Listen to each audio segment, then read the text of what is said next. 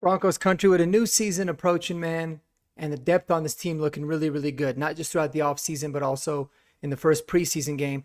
There's a lot of players, man, some veterans and some guys that have just started getting their feet wet in this league that are facing some pressure, and a lot of it in the 2025 season. So we're going to talk about five dudes, five players on the roster currently that I feel like are facing the most pressure going into the 2025 season. I'd love to know what you guys think down below in the comments. And if there's anyone that I missed, let me know, man. But like and subscribe if not already. And you know what, man? Let's just get right into it, baby. I love it. Number 5 for me is John Franklin Myers. Man, there's a lot of pressure on him. And I feel like he's kind of a player that faces a lot of pressure, really, every single season. He's very good, but for whatever reason, he's on his third NFL team right now in like 5 years. So a lot of pressure on him this year, not just because it's a contract year, obviously, and you know he's going to want to get paid, but you've got a young stud in Savion Jones who everyone's been raving about behind him. And so it's not just that he needs to perform really well to get a new contract. What I mean by pressure is having a significant role on this team as the season continues, right? Because he's someone that if he were to get injured and miss a couple of games and then Savion were to come in, maybe he never gets his starting job back. So John Franklin Myers is my number 5 on this list. Love to know what you guys think down below. Number 4, man, is Troy Franklin himself. I think that a lot of really good hype, and it's been very warranted. He proved to show that he was very good, and he just looks different. You looked at him in the last game. Is the first time I really, I never went to any training camps this year, just to be able to actually see it. There's something different about him, not just with how he looks, his confidence. He's out there making plays. I think he's going to have a really big season this year, but there is quite a bit of pressure on him, man, because there's going to come a point where it's not about the talk. You have to be able to perform on game days.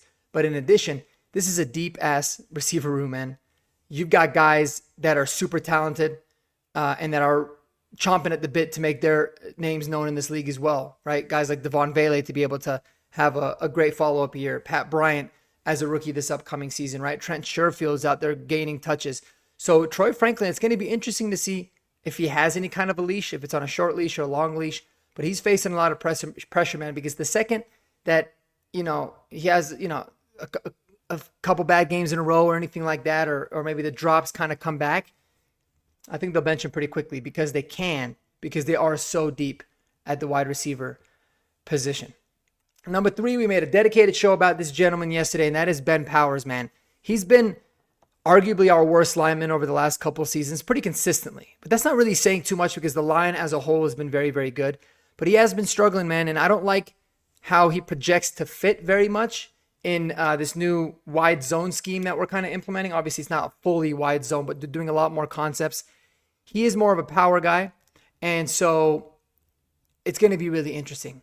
But what makes him have so much pressure this year, particularly, is because there's actually a player behind him that's, I think, really going to push him. I would not be surprised if Nick Gargiulo is the starting left guard at some point this season, maybe in the middle of the year, if Ben Powers really can't get it right. He's got to be able to figure it out, man, to be a lot more consistent, specifically in the run game. And it's going to be interesting to see. But if he starts slipping, I think that they're really going to be chomping at the bit to put in Nick Gargiulo. So lots of pressure on Ben Powers. I hope he plays well. If he plays well, man, it's a win for everybody.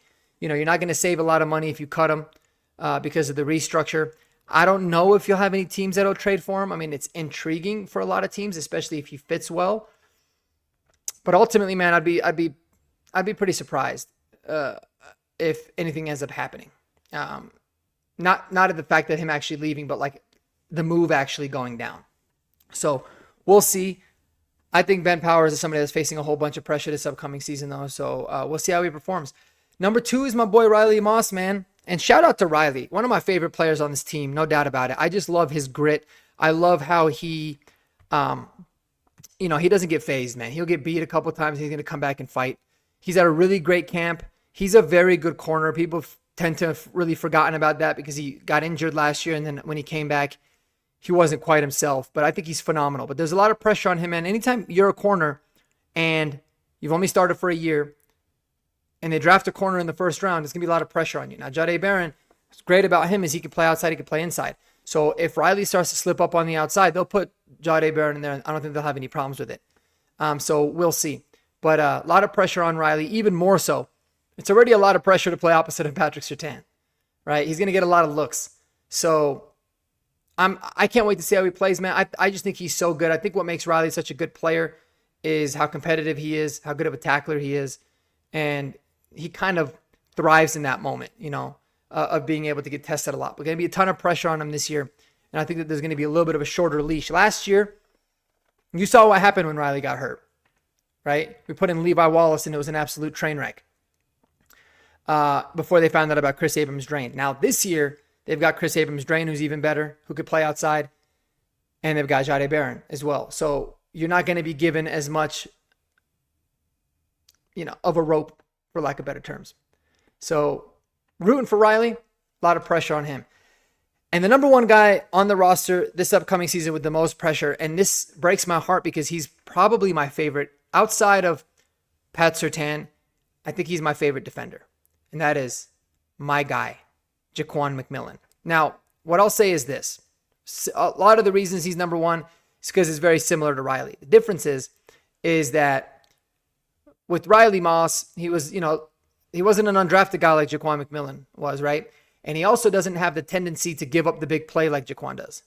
And Jahdae Barron is there. He could take a spot. Chris Abrams-Drain can play in the slot as well.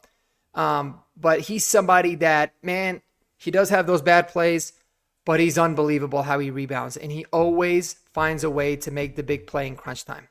So he's going to be facing a lot of pressure. And anytime you're an undrafted guy, naturally, your leash is going to be shorter.